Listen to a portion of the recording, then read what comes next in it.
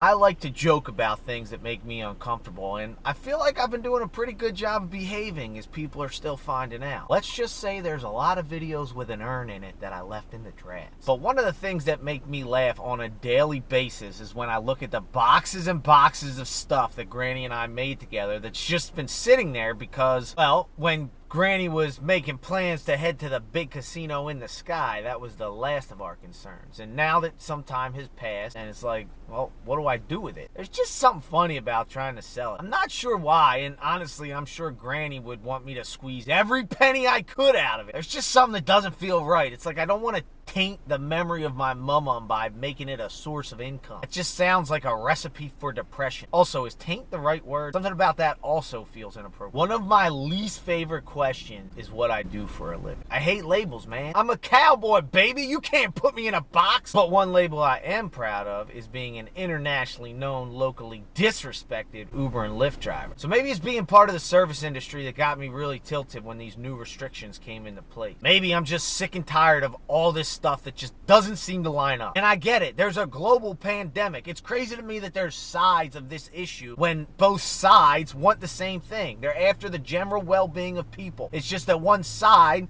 is focused on the health aspect and the other side thinks the economy is the way to get there. And I think there's validity to both sides. I'm not going to pretend like I know the answer. But I saw that Dave Portnoy guy started this fund to help restaurants and bars pay their employees. Say what you want about that dude. Personally, his cheesesteak reviews raise my blood pressure. If you don't know how to rate them, don't do a review. But I have to say, I thought this was a good idea. So I had a chat with that urn I mentioned at the beginning of the video, and we decided that all proceeds that will go from not just the stuff that me and Granny made, but anything from my website, whether it's the Barstool Fund or the 30-day fund, which actually runs the Barstool Fund, or something similar, every dollar spent at EddiePDoyle.com is going to help small businesses. Specifically, small businesses pay their employees. I'll be totally transparent with this project. I've never done anything like this before, and I have no idea how much we can raise. But I'm sure I speak for a lot of people when I say I'm just sick and tired, not just of the situation, but how powerless I feel. And I just figure it's better to try, no matter how little it helps, than to complain about it. Always been of the mindset that, what's that saying?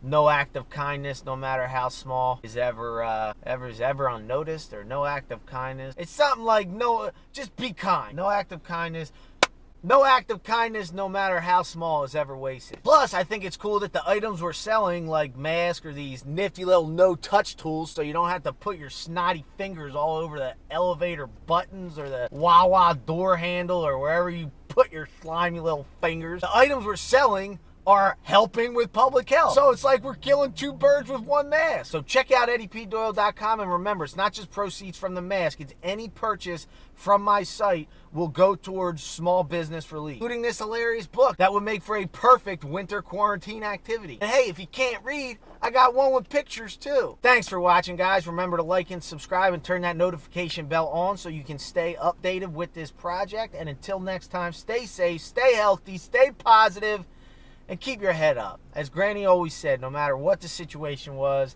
this too shall pass, and she was never wrong.